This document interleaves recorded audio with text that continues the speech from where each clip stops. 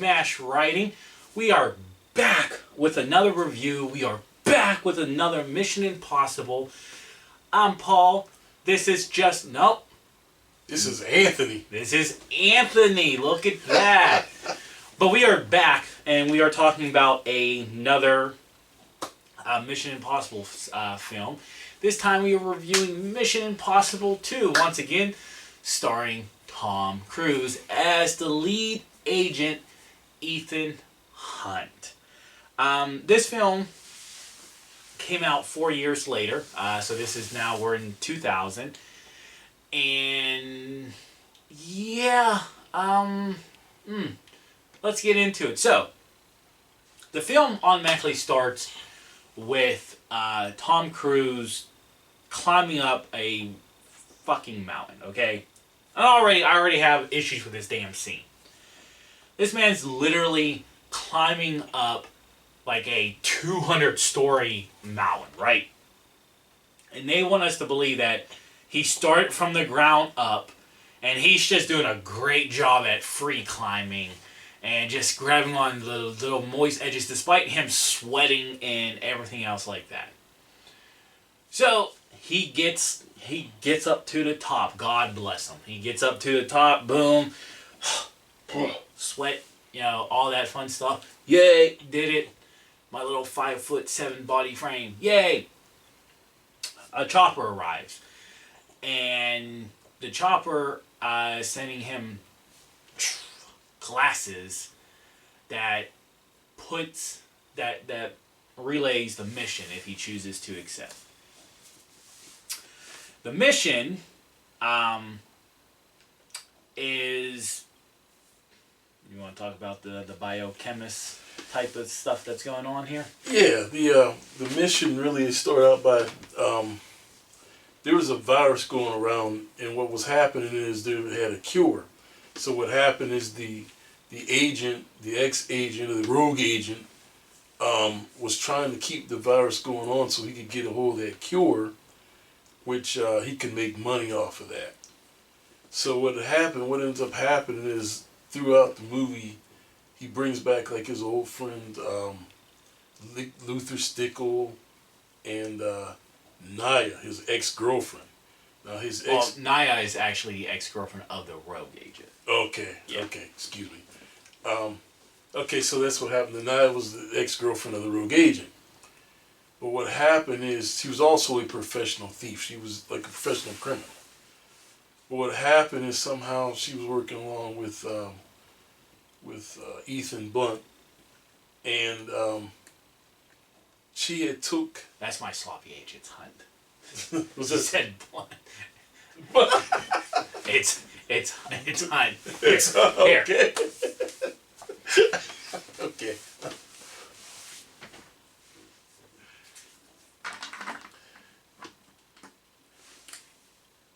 Okay, but Go on. Ethan Hunt, okay, she was working along with him, and somehow throughout all the fighting and things like that, she had injected herself with that virus. So, by her doing that, it had deviated some of the situation from what was really going on. It tried to keep the rogue agent from trying to benefit off of that and keeping that virus going, so he could actually have control of the cure. So throughout the fighting, somehow Ethan Hunt had got a hold of that cure, and then what happened is they cured Naya just in the nick of time before she died. And then what happened is that kind of stopped, that slowed everything down, that made the situation better, because her getting in the way of that, it kind of deviated everything, got switched over everything, it caused them to save everybody from getting that virus. And that's one big thing I liked in that movie. So that's pretty much what I have to say about that. So the little bit more details of the plot was, so they used Naya to get involved because they openly knew she was the ex-girlfriend of Sean Ambrose, which is the rogue agent that wants to still.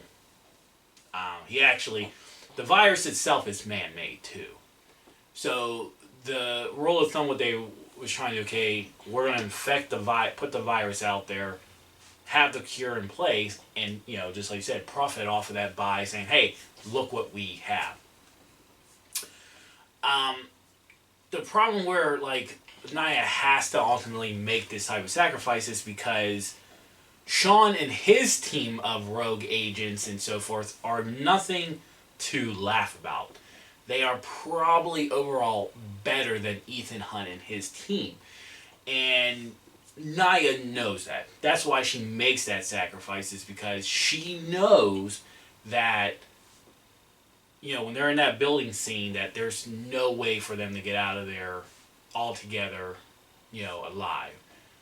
She's smart enough to come up with a plan that she believes in Ethan. She believes that, this could go wrong or it could go right. And with that being so, that's when she, during the commotion of the fight there, that she injects herself, because now Sean needs her alive. Because now she can spread the virus. And if she dies, the virus and his whole plot, his whole idea, goes right down the shitter. So, she knows what she has to do. It's a smart move. It's actually a very brilliant move, because it allows Ethan to escape, because now all the attention's on Naya. And Naya doesn't have to actually, she bought time, because instantly, once Sean realized that, she was on Ethan's team the whole time. And that's another thing, too, is, this element that this franchise brings is that they jump around and makeshift mask, right? Mm-hmm. And Sean probably had a feeling that Naya was doing something, so, and this is a hole in the plot of, he doesn't know at this point, when he realizes Naya's on Ethan's side, there's still no evidence in front of him that Ethan Hunt's involved, right? Right. So how does he know to grab and make a copy of Ethan Hunt's face? He doesn't. He knows Naya is doing something. He's not 100% sold on Naya being back, despite the makeshift news reports and so forth. So he knows Naya is not fully being honest with him.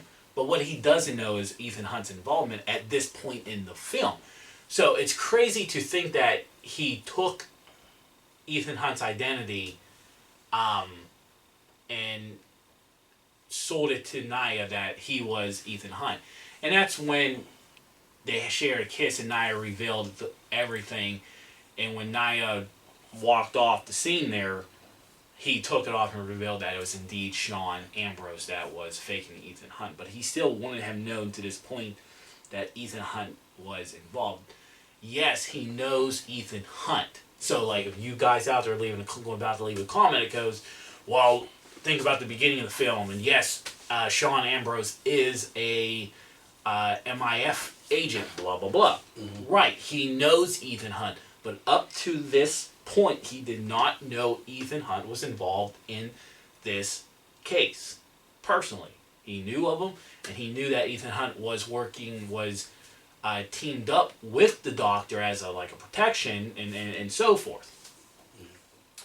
So, once again, we get some action scenes, we get some deceiving twists and turns, but the Ethan Hunt teams come through. They save Naya. They inject her with the cure, and the film kind of ends with it being implied that Naya and Ethan was going to be in a relationship for future films. Yeah.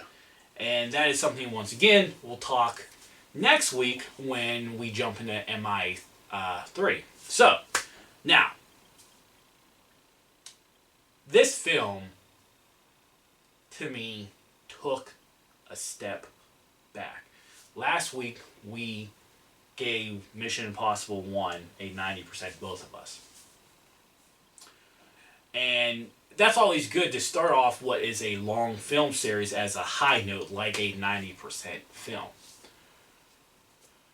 I'm not feeling 90% in this film. And here's why.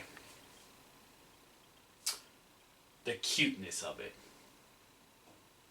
This kind of felt like that the series was no longer... It didn't feel like... How can I say?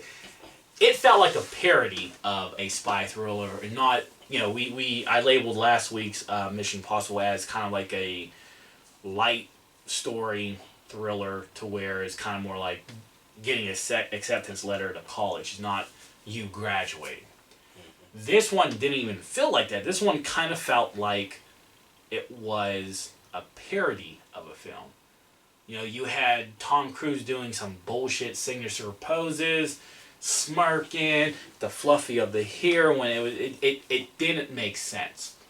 The character Naya. Here's the thing: you're building her as a professional thief, and when you label somebody as a professional thief, and mind you, she's going after some expensive jewelry and like a secret box or something like that. So here's what I'm thinking. No way she should be outsmarted by Ethan Hunt. And she was. Now, I get it that Ethan Hunt is a spy, blah, blah, blah, blah, blah. But throughout half of this film up until the point of them interacting, and in the first film, you see Ethan Hunt makes mistakes. He's not the perfect spy. He's very, he almost more relies on his physical skills rather than his intelligence on the spy thing. And that's why he kind of surrounds himself with a team, which is part of being a good leader. So that now you're like, okay, this is my weakness, blah, blah, blah.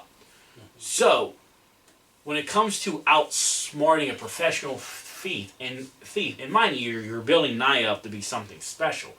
And we see, this could be a trend in this series that it's a one and done film, despite them giving them a story arc that could have been in part 3. Mm-hmm.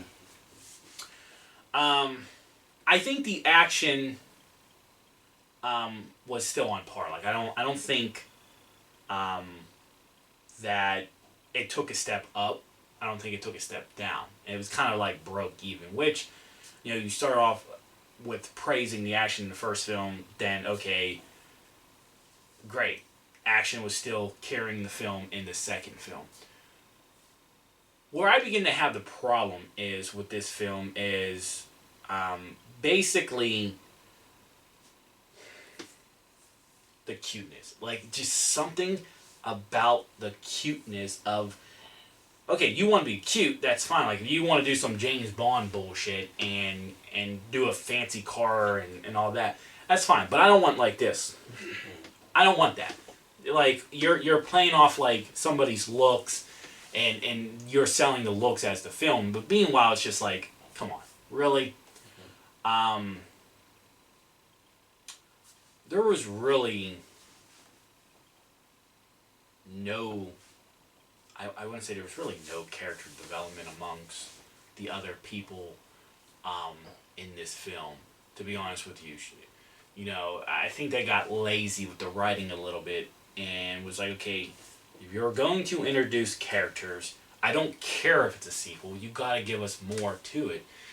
Sean Ambrose is a rogue agent. Well, what made him go rogue? What pushed him to go rogue? You didn't answer me that. Naya and Sean was a couple.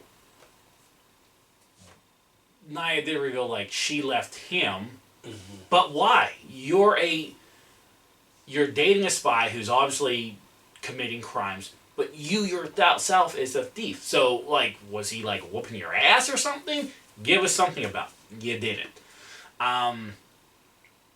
Anthony Hopkins as the mission commander is probably like the best one, like really of the characters that got introduced this film to where, yeah, he did one scene and so forth, but it was a fun back and forth scene. Sorry, why are you saying sorry like this sorry like that sorry?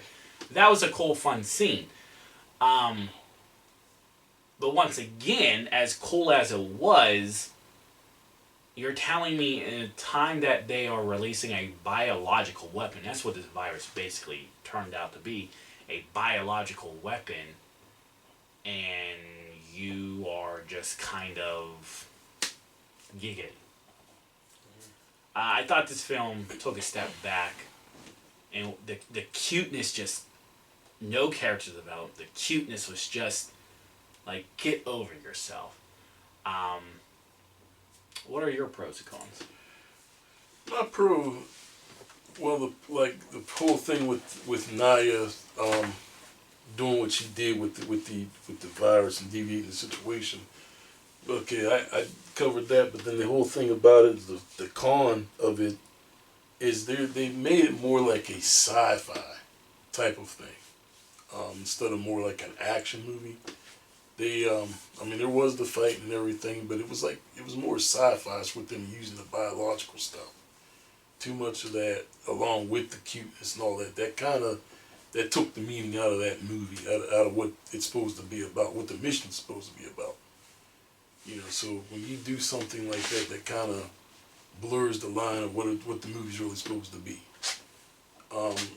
And like Paul said, it didn't answer a lot of questions. Why did Ethan, hook up with Nine, and then why did she become an ex-agent? Why did all that happen? So like that leaves question marks in the movie. So you're trying to figure out how did all that happen, and then now it's a sci-fi type of movie instead of more of an action movie. So that kind of chops up the flow in the story. So that's pretty much what I have to say about that one. So overall, what do you give it as a grade? I give it an 80%. Okay. Okay, because the movie wasn't what it was really supposed to be. The whole cheesiness, the sci-fi, like I said, the fighting there, but it just chops up the story. So now, instead of being the Mission Impossible we all know, it's a chopped up sci-fi movie. Okay. I'm going to probably stick in the B range as well. I want to give it an 84%. I believe, definitely this was weaker than the first film. I sit there and I think to myself, like, okay, the Naya character is a very disappointing, because as I'm writing down my notes, what I just said, for our records and so forth, something else dawned me. This woman who is a professional thief, who steals stuff that's valuable, gets outsmarted not once, but at least twice. One, when she first meets Ethan Hunt, and two, by Sean under disguise as Ethan Hunt. Now you're probably saying, well, the disguise is the best part, the mask is very detailed. I get all of that. But they kiss. And we've seen in numerous movies across the galaxy, basically, that every person kisses differently. She had a kiss with Ethan. We've known that. And she kissed Sean as Ethan. There was a difference. They kept outsmarting her, but yet you want me to believe that she is a professional thief who steals valuable things. Okay, if she's a professional thief, then she is a crappy one. Which in case I wouldn't put her involved in a mission to go up against a rogue spy who's trying to poison the world and then trying to save it and make money off of it. I can't believe that she is your piece. Now, Newton, she is a great actor. I love her. She is one of my favorite people in one of my favorite shows, Westworld. She is a great actor, so it's nothing about her. But it's the writing involving the character Naya. Fatty, she does what she can with what she's given. That's what all actors do. The cuteness, it just felt like a parody rather than an actual spy film. So this is a drop down.